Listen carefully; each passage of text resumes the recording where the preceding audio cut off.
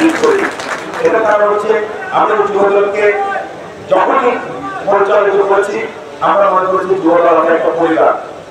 এই পরিবারের সকল সদস্য কখনো বলতে পারবে না আমরা হয়তো সংসার করলে মা বাবাও কোনো সংস্থানকে হয়তো বেশি দেখতে পারে, কম দেখতে পারে, হতে পারে, কিন্তু আমরা একটা পরিবারে কখনো কোনো কর্মীর সাথে সে আচরণ করি না। এটা আজকে আপনাদের সামনে নির্দ্বিধায় করতে পারি। সেজন্য আমাদের পার্টি দল, আমাদের নেতা, বাংলাদেশের নেতা যারা তারেক রহমান এবং যুবদলের সভাপতি যারা মোনা ভাই এবং নয়ন ভাই আমাদের প্রতি সে আস্থা বিশ্বাস রেখেছে, যার ফলশ্রুতিতে গত 7 মাস যুবদল কোনোভাবেই নেতৃত্বের অভাব বোধ করে না। এটা আমার রাবণী জাতের প্রতি কৃতজ্ঞতা জানাই। সকলের প্রচেষ্টায় আমরা আজকেও এই মহাসমাবেশ বা তারুণ্যের সমাবেশ, বিভাগীয় সমাবেশ এখানে ঘোষণা করার পর আমরা নেতা কর্মীদের সাথে প্রথম দিনে আমরা প্রথম দিনে প্রস্তুতি সভা করেছি এখানে পরে পরের দিন সকাল থেকে আমরা আমাদের 15টি থানার প্রস্তুতি সভার জন্য শিডিউল ঘোষণা করেছি।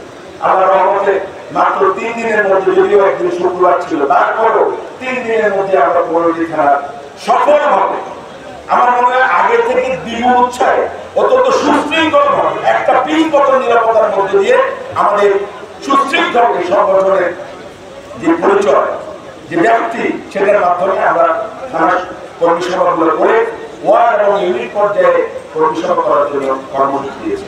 আজকে যদি আমাদের ওয়ার্ড এবং ইউনিট পর্যায়ে কর্মী সভা চলমান রয়েছে, আমরা লিফলেট করেছি চট্টগ্রাম মহানগরের পক্ষ থেকে পৃথকভাবে, এখানে আছে একটা লিফলেট আমাদের সেক্রেটারি দেন, আমরা লিফলেট করেছি।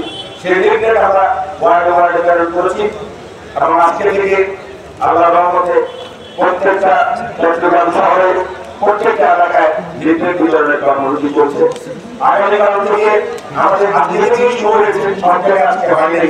এটা আমাদের গতকালকে সিদ্ধান্ত নিতে একটু দেরি হওয়ার কারণে এখানে বিএনপির সাথে আমাদের একটা সভা ছিল, এই সভার সত্যি অনেক কাজ হয়েছে, যার পরবর্তীতে আজকে থেকে শহরের গুরুত্বপূর্ণ 20টা পয়েন্টে স্পট লাইট আজকে থেকে হওয়ার কথা ছিল, বেশ কয়েকটা হয়েছে। আগামীকাল থেকে ইনশাআল্লাহ 20টাতেই স্পট লাইট থাকবে। আগামীকাল আগামী 9 তারিখ চট্টগ্রামের 41টা ওয়ার্ডে আমরা রিক্সায় করে 41টা প্রচারণা লাইট থাকবে, যেখানে শহরের প্রত্যেকটা গলিতে গলিতে এই সমাবেশের জন্য ছোট গলিতেও যেন প্রচারণা মাইক দিতে পারে, সেভাবে আমরা সাংগঠনিক কর্মসূচি আমরা আশ্বস্ত করতে চাই আপনাদেরকে। আমাদের মূল পরিকল্পনা হচ্ছে 2টা, একটা হচ্ছে সাংগঠনিকভাবে জাতীয়তাবাদী যুবদল নেতা কর্মীদের ঐক্যবদ্ধ করা এবং আমাদের সাংগঠনিক শক্তির বহিঃপ্রকাশ মাঠে যেন পরিপূর্ণভাবে প্রকাশ করতে পারি সেটার ব্যবস্থা করা একটা।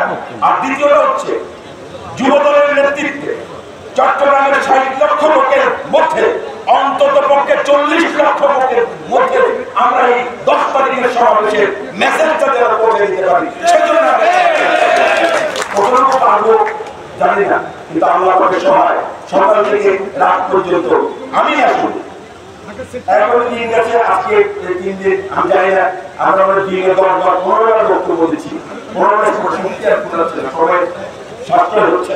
তারপর আমরা চেষ্টা করে যাচ্ছি সব করতে, কেউ বসে নাই, যার যার অবস্থান থেকে সবাই সর্বোচ্চ শক্তি দিয়ে মাঠে কাজ করছে। অর্থাৎ আমরা যেটা বলতে চাই, আমাদের পার্টি চেয়ারম্যান বাংলাদেশের আশা আকাঙ্ক্ষার মধ্যবর্তী জনাব তারেক রহমান, উনি যে চিন্তা নিয়ে এই তারুণ্যের অধিকার আদায়ের সমাবেশ, এটা অত্যন্ত গুরুত্বপূর্ণ। আমরা 17 বছর যে অধিকারগুলো বঞ্চিত ছিলাম, আমাদের সেই অধিকারগুলো, আমাদের ভোটাধিকার, আমাদের চাকরি, আমাদের কর্মসংস্থান, আমাদের শিক্ষা, কোন জায়গায় আমাদের অধিকার ছিল না। আমরা বাংলাদেশের রোহিঙ্গাদের মতো 3 শ্রেণীর নাগরিক।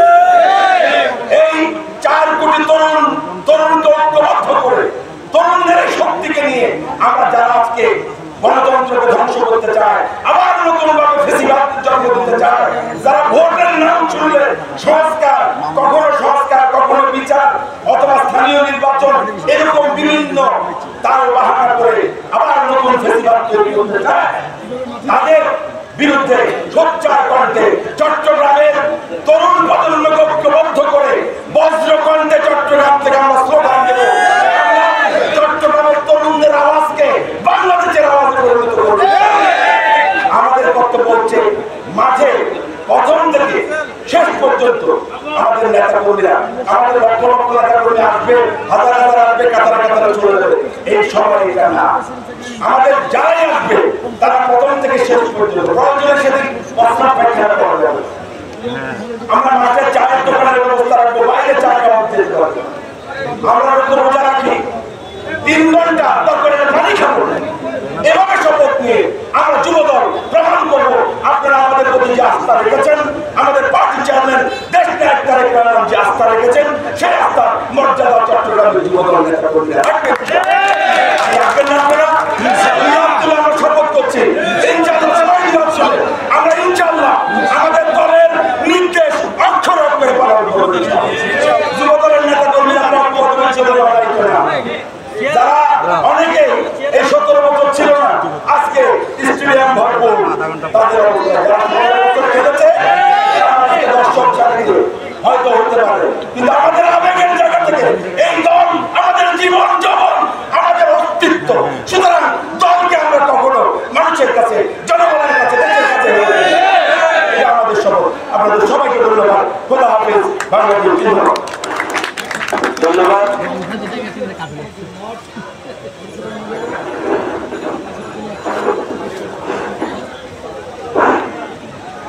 এই পর্যায়ে বক্তব্য নিয়ে আসছেন, প্রধান বক্তার বক্তব্য নিয়ে আসছেন শক্তি, সাহস, সম্ভাবনা আর স্বপ্নকে ধারণ করার সক্ষমতা বিএনপির রয়েছে।